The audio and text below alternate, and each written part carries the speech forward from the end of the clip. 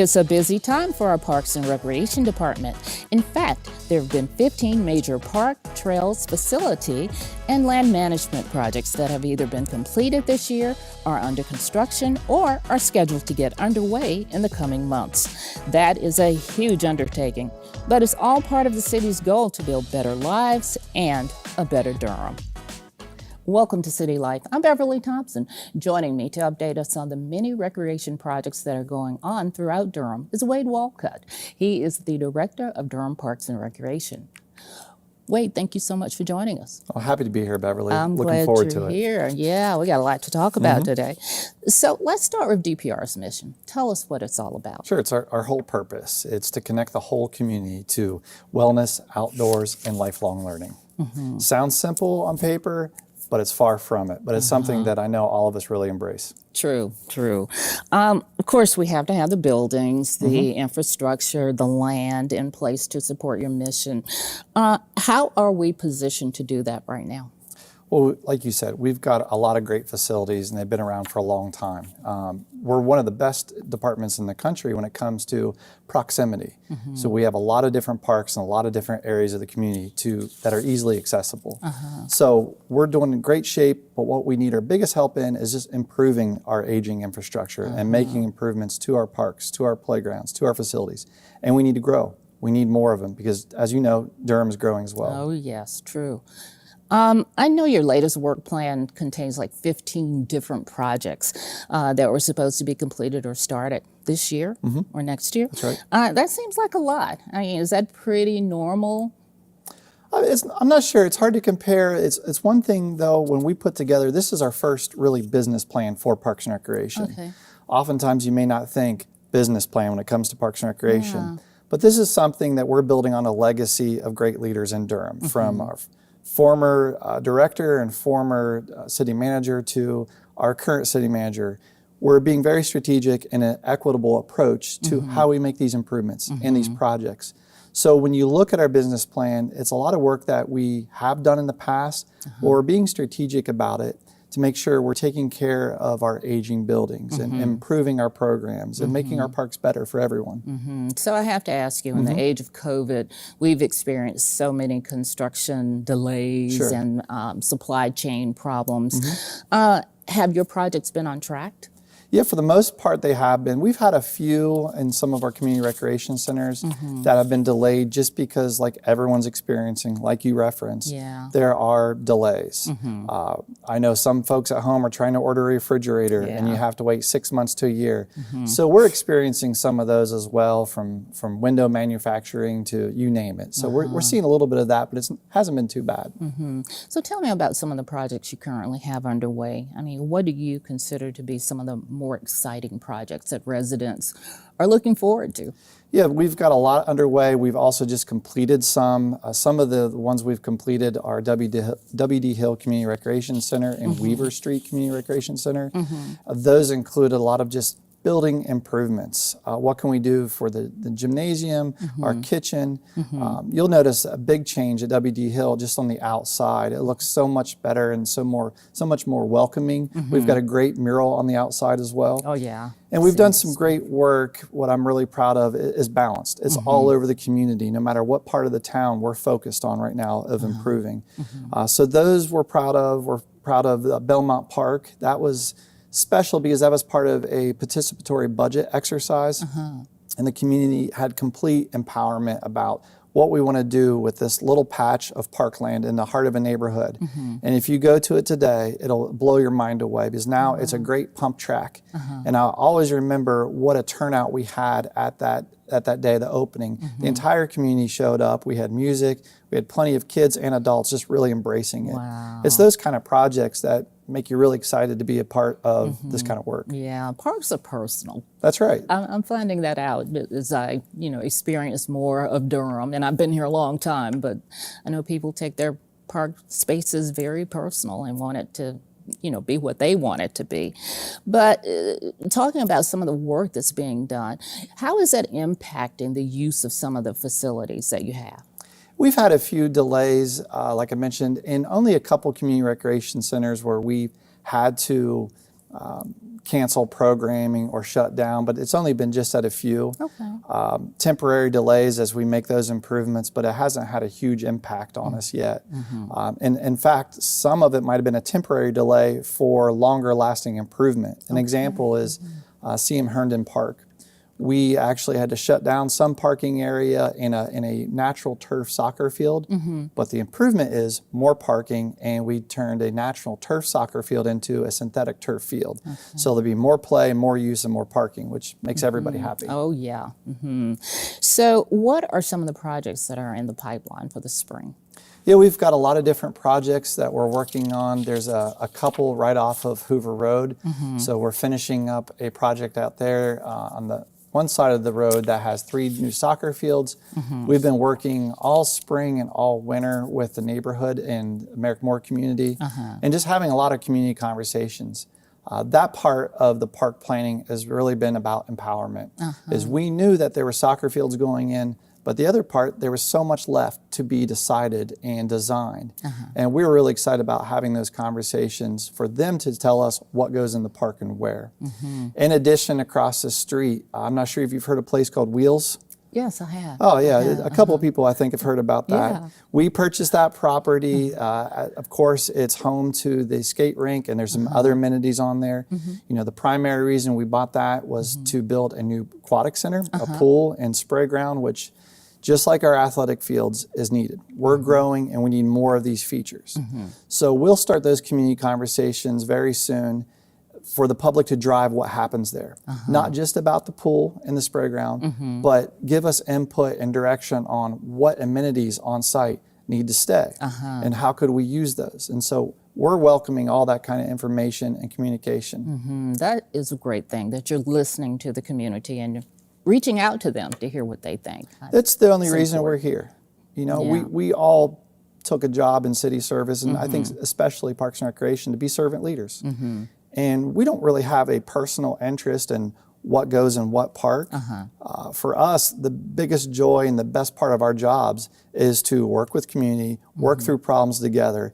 And the greatest moment is when there's the ribbon cutting ceremony and everyone sees the work they put into it becomes reality. The fruits of everyone's labor, That's right. so to speak. So let me ask you, how are these projects actually focusing on social equity and access for everyone? For us, equity is a fundamental pillar. We have a few pillars. We have creating economic impacts, we have advancing conservation, rejuvenating health and wellness for the community, enhancing quality of life, and the 5th one is sustaining social equity. So one thing that we realized more than ever over the past 2 years with COVID is quality, safe, accessible parks are not a privilege. They're a right for every citizen in Durham, regardless of your demographic, regardless of ethnicity, of race, of income level, or ability. And when it comes to ability, we also think about universal access, and that's social equity. So when we think about improvements that we need to make to our parks, to our facilities, our programs, our playgrounds, it's how do we place that first? How do we develop equity-centered outcomes? And so that's what we're really using as a driver when we have these conversations from the very beginning. In addition to that, it's the community conversations. So before we even start, planning, it's getting the pulse of the community of what is needed, what people want, and so that really drives us. One of the things that's been evident to me since coming to Durham, and it's a point of pride that I really enjoy about Durham, is how the city and our department has embraced equity through the equitable engagement blueprint to the racial equity plan.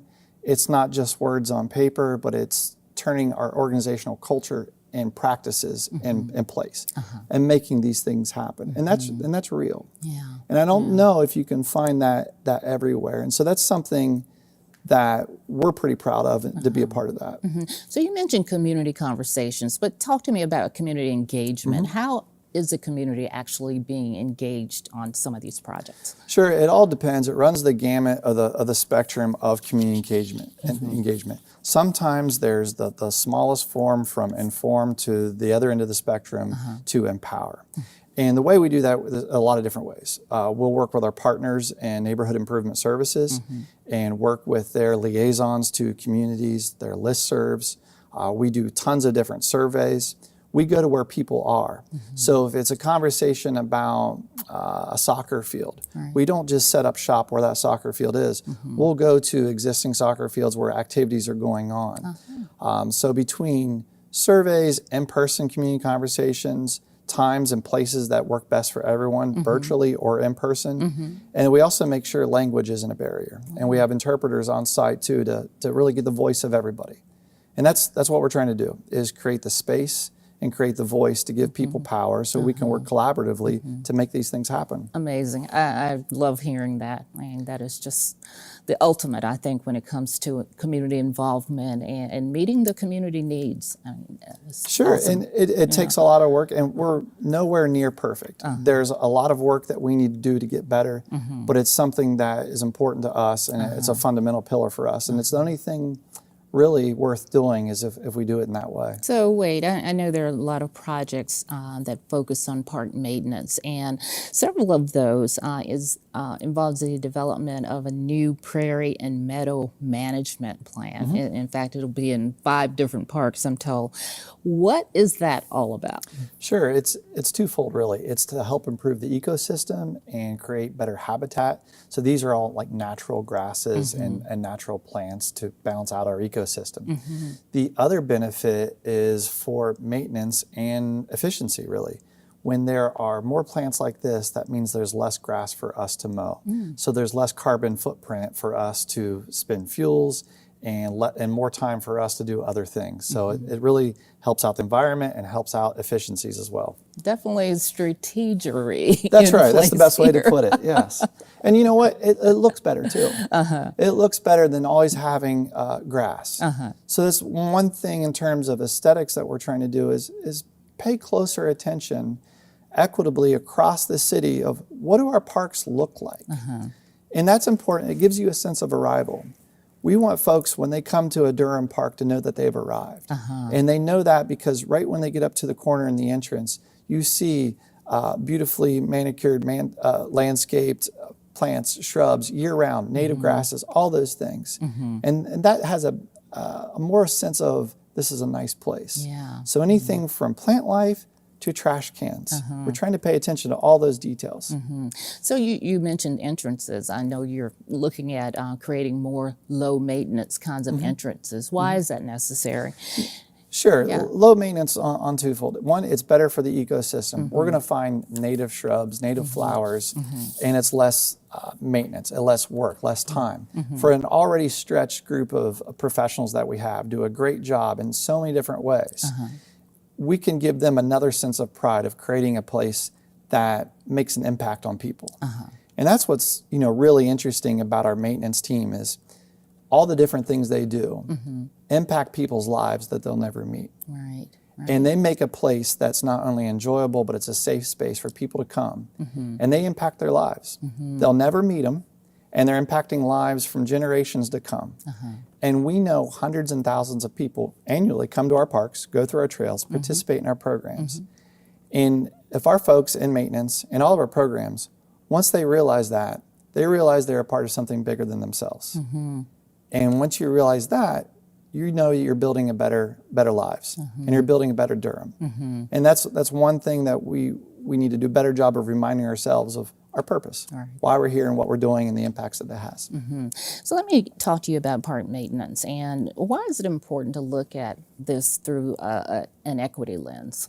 Sure. One reason is distribution of resources. We want to make sure that you have the same type of experience on the south side, to the north side, to the east side, to the west side. And so there's going to be fundamental standards that we're putting together. So in maintenance, playgrounds, restrooms, the appearance of things, shelter areas, the infrastructure, the driveway, are the parking lot lines striped? Is there accessible parking there? Those are all important in terms of creating an equitable environment for everybody. Right. So you have given us a lot to think about, and you're planning a lot of wonderful projects, it seems, and a lot of are underway already. So If people want to find out more information about all of the projects that you have going on, what should they do? Sure, they can visit us on our website. It's dprplaymore.org. It's not .com. A lot of people get confused with that, but it's dprplaymore.org. And you can also connect with us on a lot of different social media platforms of DPR Playmore through Instagram, through Twitter, Facebook. But I don't think we have MySpace anymore, Beverly, so you might miss out on that. Okay. You just lost me I'm there. sorry. Okay. Yeah. Is there anything else you'd like to add, Wade? Just how grateful I am for the opportunity, how grateful I am to work with a great team in DPR. We do a little bit of everything for everyone. And we know that Parks and Recreation, like you said, means a lot of different things to a lot of different people. And it's something that we're very proud of and have a lot of hope for in the future. Great. You're a great spokesperson for DPR, so we are very lucky to have you. Thank you. You got to come back and update us again. Absolutely, love to. All right. Thank you so much for joining me today. Thank you. All right. Well, that does it for City Life. Don't forget to follow us on social media and watch us on the Durham Television Network and on YouTube. You can watch us there too, and you can listen to our podcast on iTunes. I'm Beverly Thompson. Thank you for joining me to learn more about city life in Durham.